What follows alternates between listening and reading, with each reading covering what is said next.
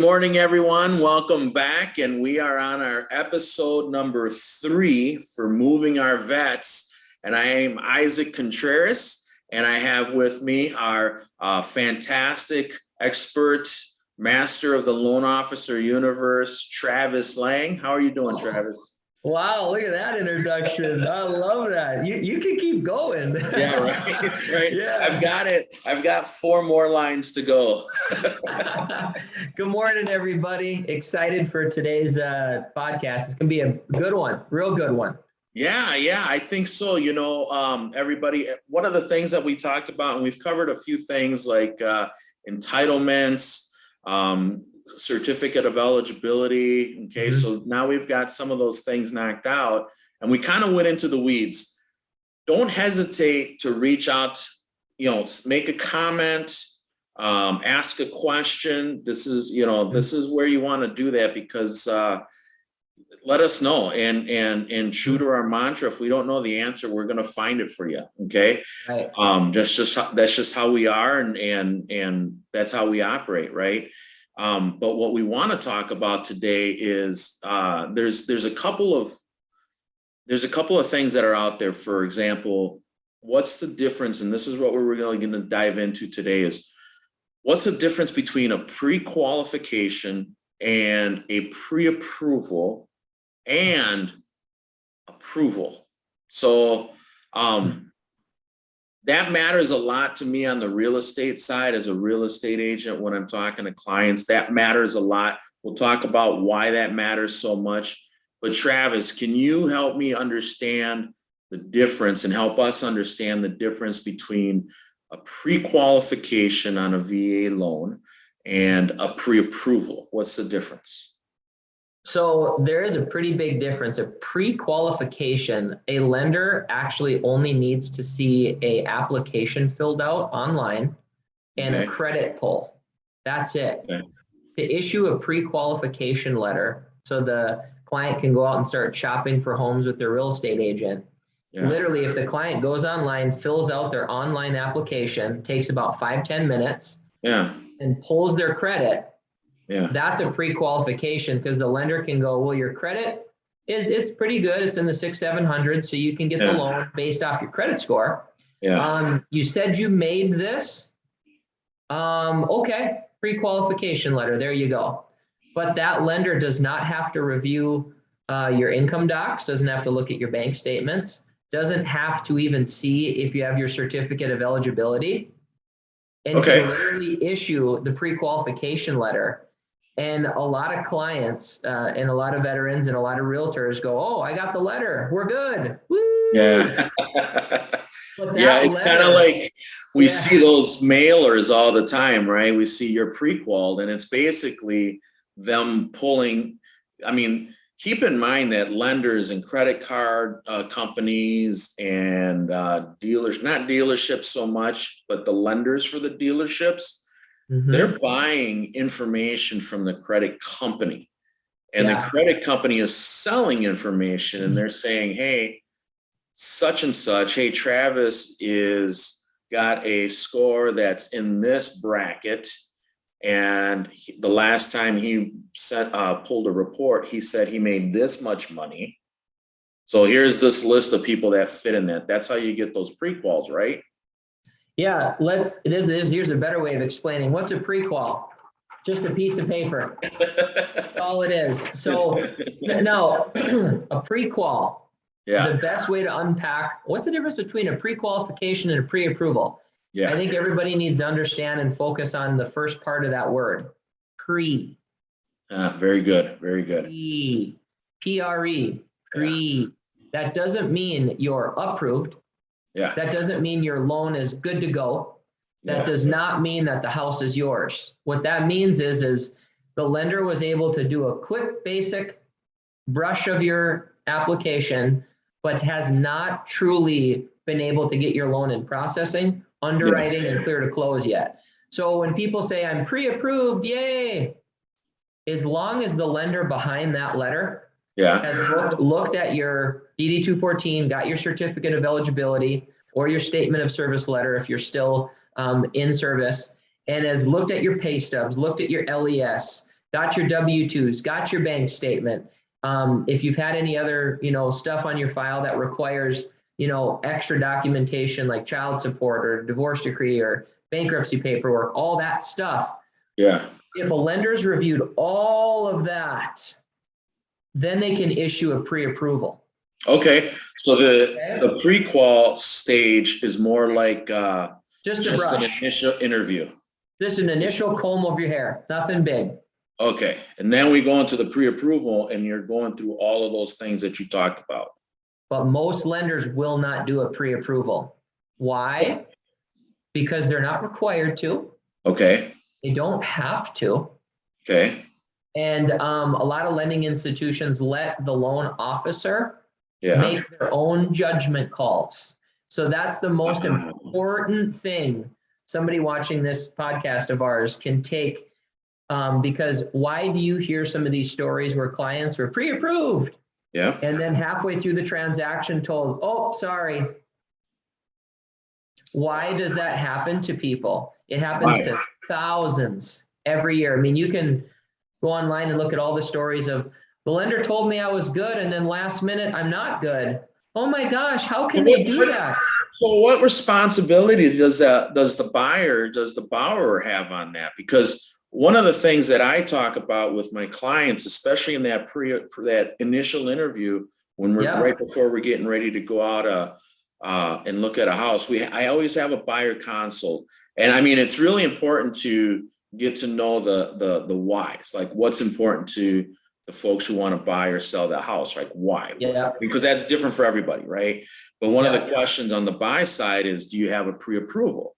Because for me, as a real estate agent, it's important that we have that. Like I set a precedent where we don't even go look at a house unless we have a pre-approval, not because I'm trying to be a certain way, like I am not going to bother. I'm not like one of those financial advisors who says, oh, unless you have $500,000 in disposable income or cash, I'm not going to bother with you. It's nothing like that. But a pre-approval, when we go out and see a house that we like, because we know the budget and we see the house that we like and we make an offer on it, when we submit an offer with that and have that pre-approval letter from that lender, from that loan officer, that means that's a signal to the sellers that we're serious, that we've taken the steps to show our buying power, our capacity to buy, that we've taken these steps and we're serious about making this offer. But you're telling me that even a pre-approval, that's still not like what should we as buyers and agents should be asking then? This should be the question. So I love to say this to people, as I like to say, getting your loan pre-approved is as equal part as the lender, is as equal part as the home buyer. Okay. You both have to be a part of that relationship. That's why going to a good lender is so important. It's not finding the lowest rate or finding the cheapest fees. It's about finding this, especially when you're purchasing. So check this out. This is what I like to say. Your due diligence as the home buyer, when you're like, hey, Mr. and Mrs. Lender, I would like to buy a house and get pre-approved. And the lender goes through the application with you, gets your credit pulled, does the whole pre-approval phone call or interview. Your job then is to go, okay, is there anything that could mess this up? Am I for sure good, or are you going to need paperwork from me? Yeah. Your job, the home buyer, is now obviously a very, very good skilled lender is going to go, I got a bunch of questions for you before I can give you this pre-approval letter. But see, this is the most important, pulling the layers back, dissected question of this conversation is just like any line of work. Yeah. You got good ones and you got some bad ones. Hey, good work is not cheap, and cheap work is not good, right?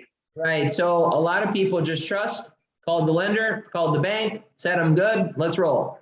And then they're into it, and then the lender calls back later and says, well, your pre-approval is not as good anymore. The reason why that happens is the client and the lender didn't communicate deep enough. Kind of like marital problems. You're not communicating good enough, right? You got to communicate. You got to dissect. You got to get into it. You got to go, how much do you make? Do you really make that much? Does it ever vary? Well, what is this based off of? Well, how long have you been getting it? Right. So like, I'm sorry. I'll let you, sorry. No, it's okay. Like the biggest piece to this is what you owe it to yourself as a future home buyer is as you're doing this pre-approval process. And what I do so much differently is I'm having 20 to 30 deeper level conversations on the first call. I'm going, are you sure you don't have that? Have you not taken out any new debt? What is for sure this? I want to see it. Can you send it to me today? Doing the due diligence and getting the documents up front to your lender to see and to prove that you do have your certificate of eligibility. Not, oh, I think I got my VA eligibility. I'm pretty sure. Most lenders, Isaac, it's scary. They'll just fly out a pre-approval because they have an out on that letter. That letter, if you really read a pre-approval or pre-qualification letter, it says on every one of them, the lender has an out to say, sorry. Oh yeah. There's no reason.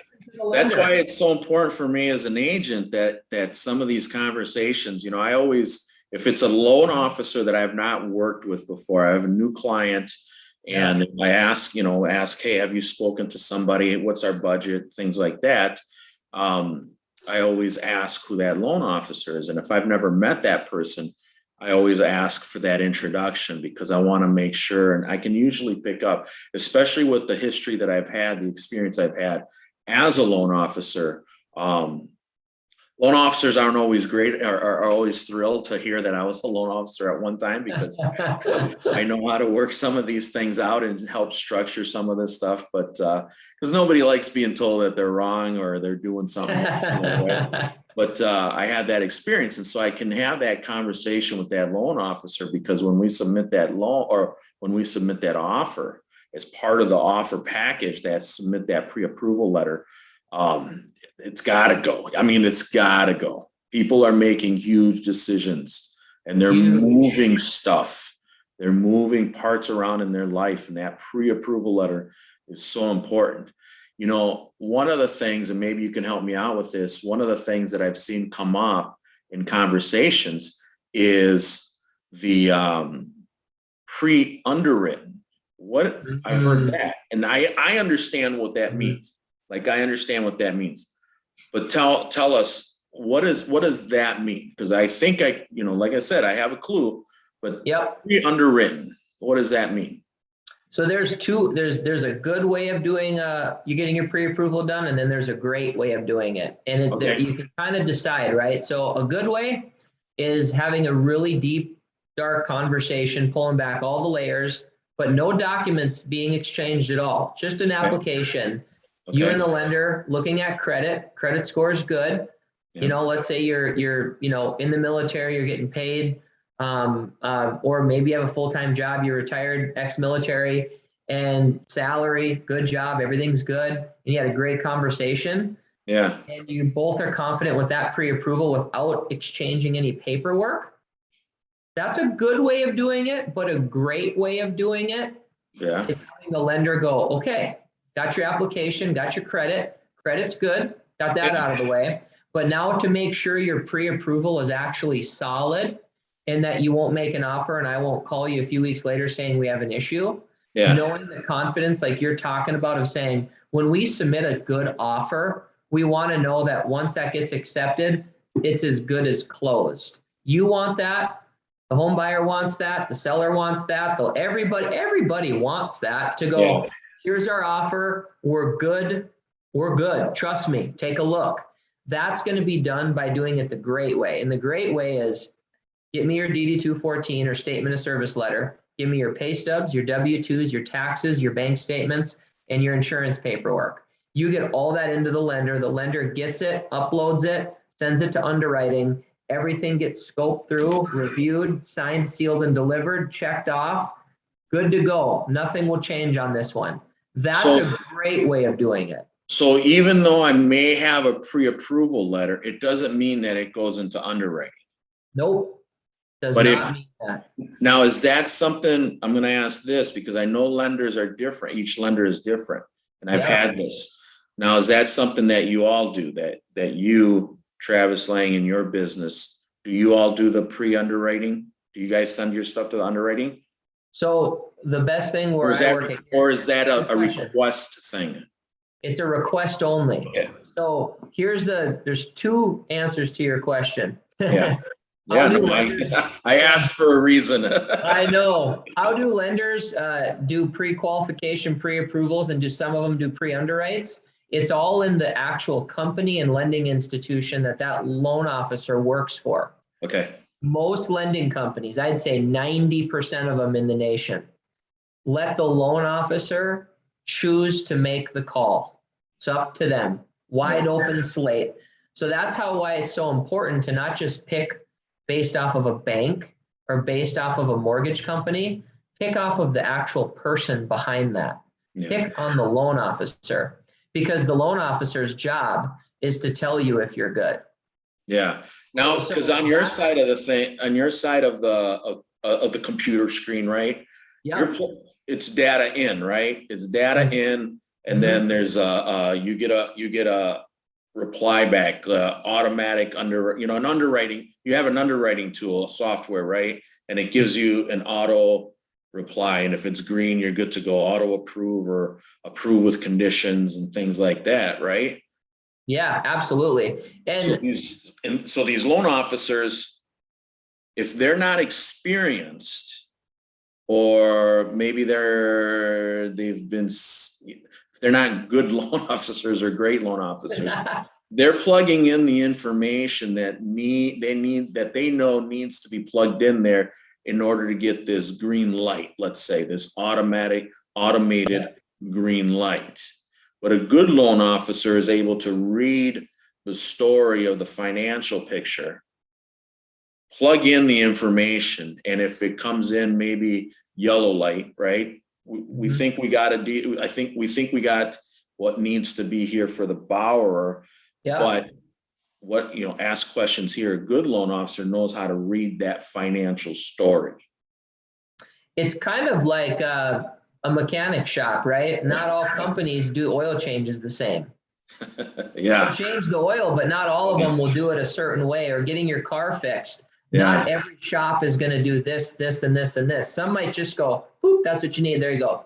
Yeah. And that's funny because coming out, I've got the tribute to USS Thatch, to all my shipmates out there in tribute.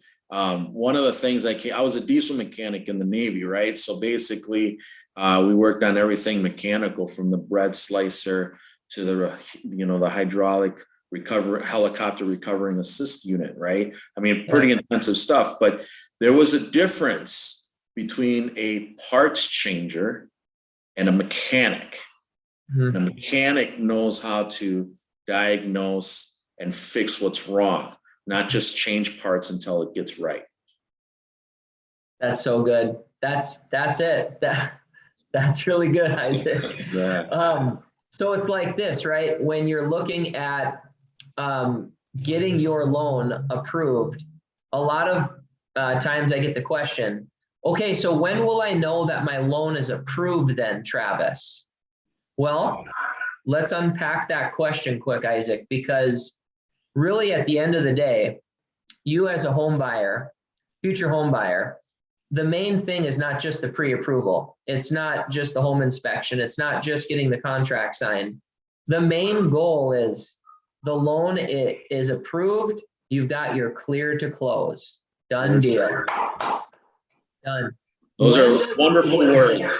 When is it? Okay, so Travis, the house is mine. It's done. We're good. That happens in a couple parts. All of your paperwork submitted to the underwriting institution of your lender. So let's say you go to this bank or this mortgage company.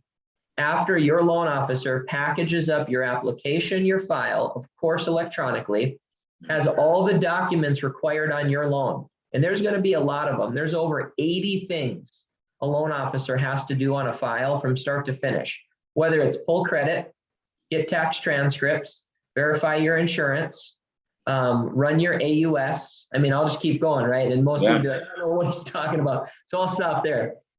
All the things, right? Once all those things are done and verified and reviewed and checked off, and then the underwriting department has cleared the pay stubs, cleared the bank statements, making sure nothing's wrong in there, made sure the income is what the application says, everything's checked. Kind of like check the plane before takeoff, everything's checked, right? Then the last piece to get what's called your clear to close. Yeah. The appraisal. Okay. The appraisal is a big piece, especially on VA loans. Because a lot of people are like, I got my letter, I'm pre-approved, yay, I'm gonna get a house. You gotta understand that. You gotta find the house and you gotta make the offer. Then your lender's gotta get your loan through underwriting. But that last thing is your home appraisal. And the VA is going to assign a VA licensed appraiser for your appraisal on this house that you're gonna buy. And that VA appraiser's job is to go there for two things. Okay. Verify the value is worth what you're paying for. Yep. And also to look for any safety or health issues on the home. Yeah. That's a big one because is there chipping and peeling paint? Is there mold? Is there a broken window? Is there cracked siding? Is there missing handrails going down the steps? All those things could affect the appraisal from getting cleared because a lot of VA appraisals get bounced back last minute because there's some repair items on the house. Yeah, it's super important that when we go out shopping, we're looking for, we're looking through a certain set of glasses, and I'm always looking to make sure that the house is safe, sound, and secure, and or safe, sound, and sanitary, so that way we don't have any issues with the VA piece. But let me backtrack a little bit prior to that appraisal piece, because so we've got the pre-qual, we've got the pre-approval, and then the next step would be the pre-underwriting, right? So the pre-underwriting is probably the strongest position that we could be in, short of actually having a house to plug in. Is that sound about right? Okay, so two questions on that.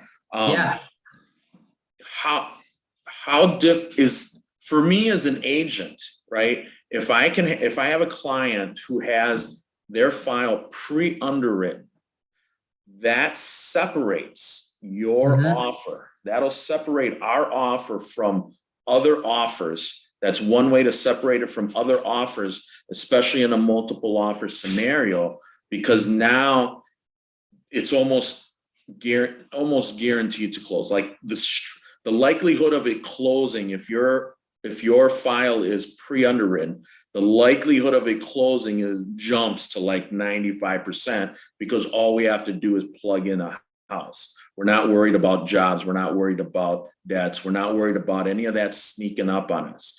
Yeah.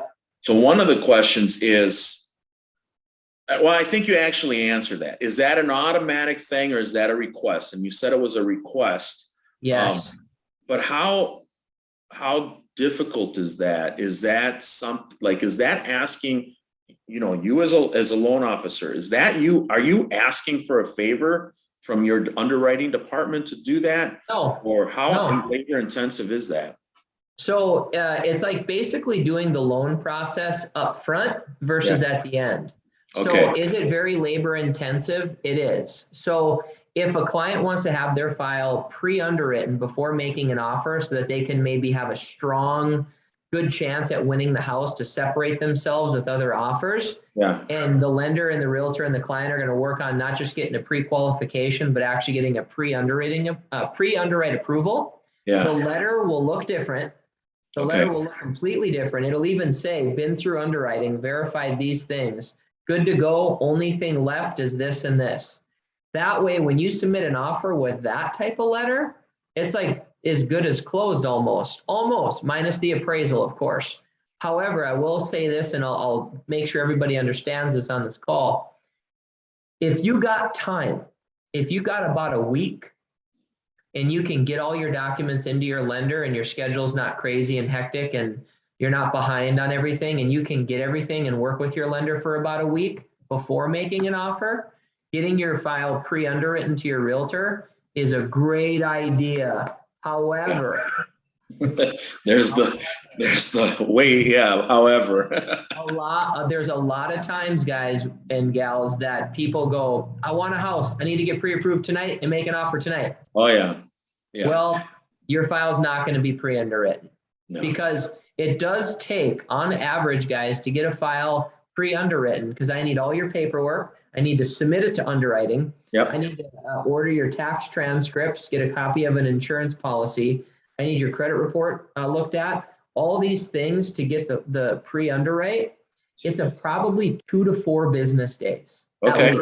At least. So this is basically if I were to visualize it at the pre-approval stage, at the pre-qual stage, it's a call. That's it. At the pre-approval stage, that folder, that file is getting filled with docs and the loan officer, and it's on the loan officer's desk.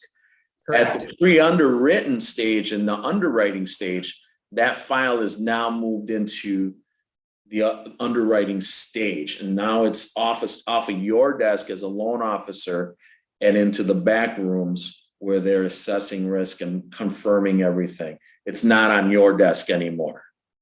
Correct. It's kind of like this. A pre-qualification and a pre-approval is just the loan officer really knowing their job really well and being good at their job if they're going to issue a letter. Yeah. Having it pre-underwritten. Now, when people want to know, is my loan good to go, Travis? Like, am I done? Are we good? Is the loan mine? That's after underwriting reviews the loan officer's work. So here's the craziest thing. I want everybody to hear this. A loan officer's job truly is to know the underwriter's job. The underwriter, the underwriter in the underwriting department is truly who does give the final, gives like the final stamp saying your loan's good, go close tomorrow. That's true. The underwriting department is the final, like the clear, like go ahead, ship out, you're good now. But all they're doing is they're just checking the loan officer's work, seeing if the loan officer knew their job right. That makes sense. That makes, that makes that, because they're mitigating that risk for the lender. Like they're the ones that are on the hook for saying this loan is good. Yes. Yep. So that's why, the communication is so key in the beginning. Do you need to do a written pre-approval? Not really. Do you want to do a pre-approval? I highly recommend it. That way the paperwork, you kind of get ahead of the game, and I always push for it. Pre-qualifications, they're still great. They're not, they're not junk, but for everybody on this call, they need to understand that if you're a little worried about something, bring it up. Because during underwriting, that's when everything's going to get discovered. Clients and home buyers aren't going to be able to slip one under the rug on the bank or the lender, because we have to verify every little tiny everything. So it's better to do it at pre-qualification time. And then that way, when you're out shopping, you have the peace of mind and you're like, I'm good. I know I'm good. He's looked at everything. Yeah. And this is why that's such an important stage especially when we're having this buyer consult, that I don't want to go out and show somebody a house. Cause my job is to make sure that most of my clients, we find the house that we want to make an offer on. And the house that you want to make an offer on is a house that, like, I can see myself living there, right? Like that's the stage that you're at mentally when you're looking at this house. I want to get you there as soon as possible. Most of my clients, we're looking at houses and we're making an offer somewhere in that 4 to 6 showings, right? That's my goal, because that means that I'm showing the right houses, right? We're looking at the right places. If we get to 6, 7 houses and you haven't made an offer yet, then I'm going to ask a whole new series of questions, because quite frankly, that means I'm not showing you the right houses. And so I'm missing something, right? So most of my clients, we're looking at houses somewhere in between, or we're making an offer somewhere in between 4 to 6 houses. Sometimes we're finding it on the first one, right? But we'll go see house number 2 and 3 just to kind of confirm that house number 1 was really the one, right? Because we're looking for the one. But having that pre-approval is good. Having that pre-underwritten approval is great. I really like how you put that, because and I have lenders who will shoot me down. And I ask, is it pre-approved or is it pre-underwritten? Has underwriting seen this? And I would say that 90% of the time, 95% of the time, the answer is no. Underwriting hasn't seen it. It's just not normal process of doing things. But when I can get a loan officer to cooperate with me and say, hey, can we get this in front of an underwriting, so that way we can make an offer that's going to separate our offer from others. Like that's huge. That we're going to do. It's part of it's a tactic, right? It's a tactic, especially in this aggressive market where there's just not enough houses. And if we can have one more box checked, and I can call the lender, I can call the listing agent and say, hey, I've been working with this lender. We are pre-underwritten. All that's left is plugging in a house. And we think your house is the one to plug in there. I've been doing VA loans.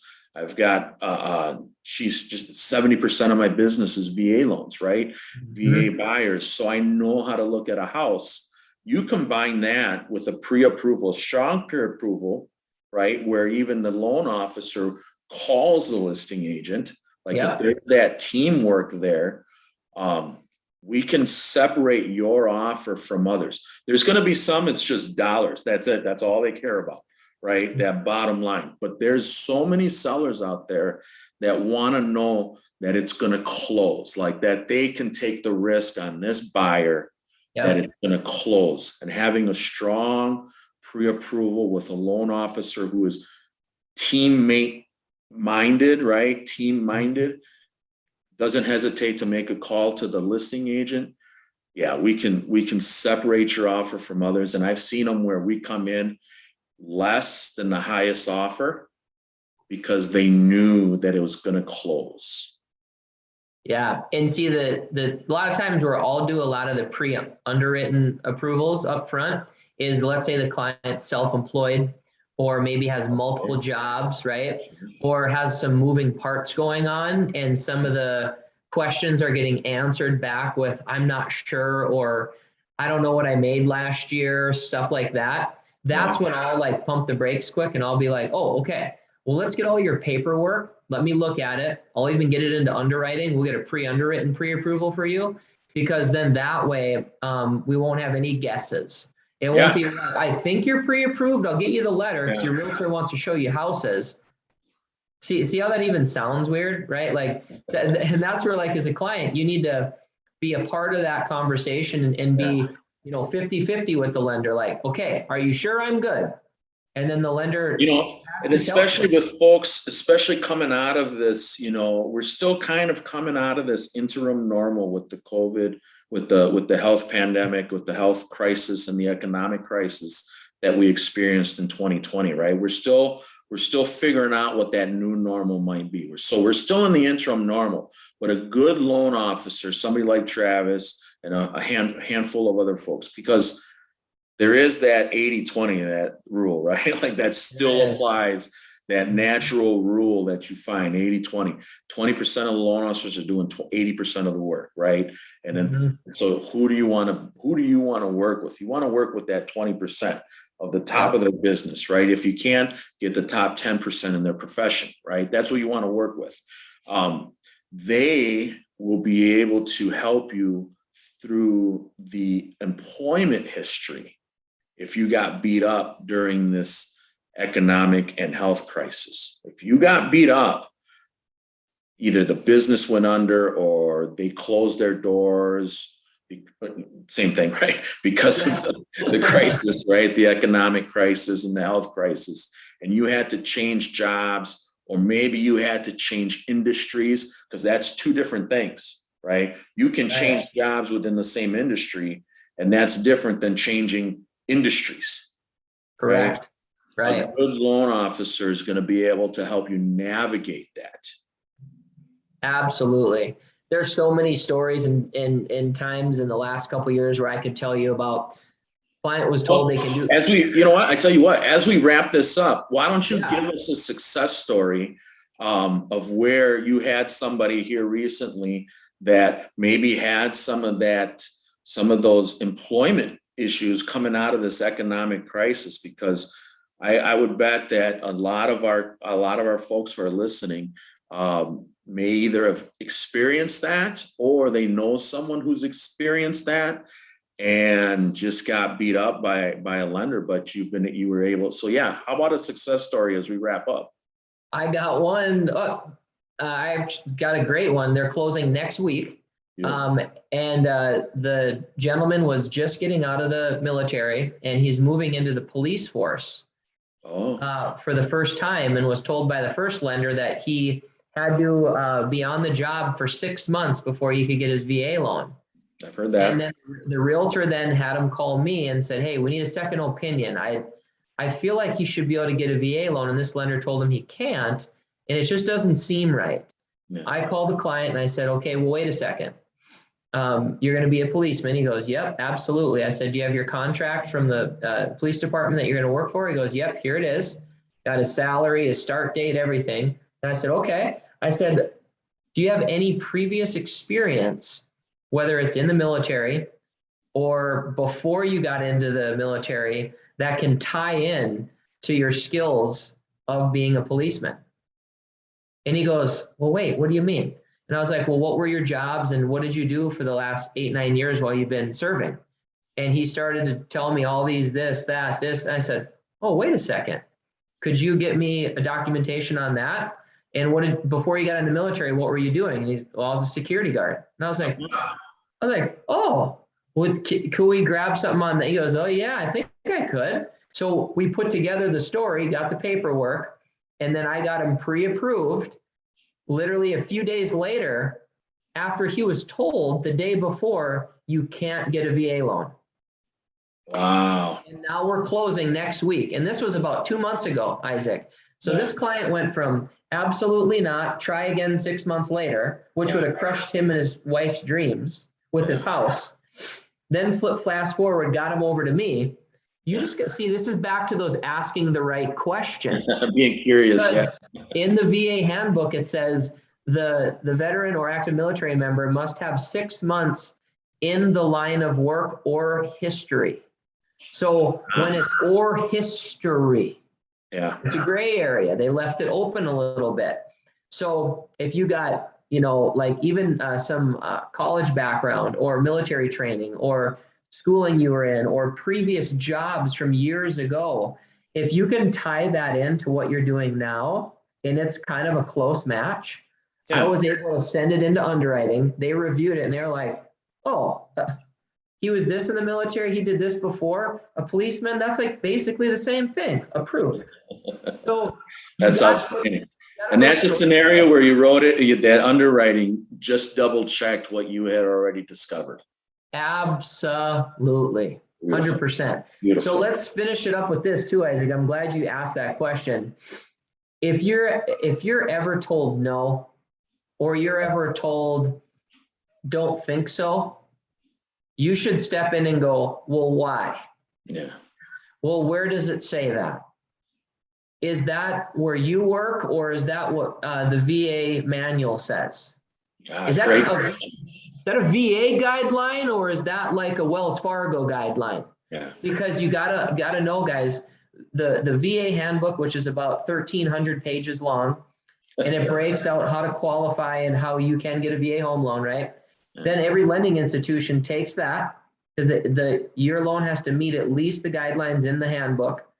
But then a lot of lenders in the country have what are called overlays.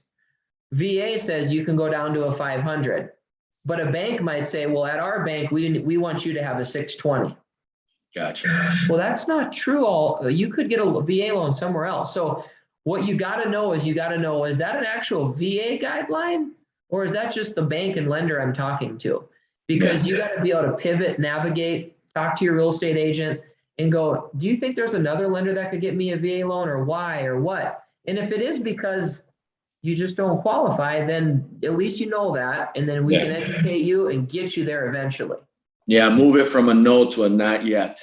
There you go. That mentality, that's huge. That's huge. So I love that success story, because that's exactly like that I've seen that happen so many times. Those are the folks that I work with, and it's just like, can I?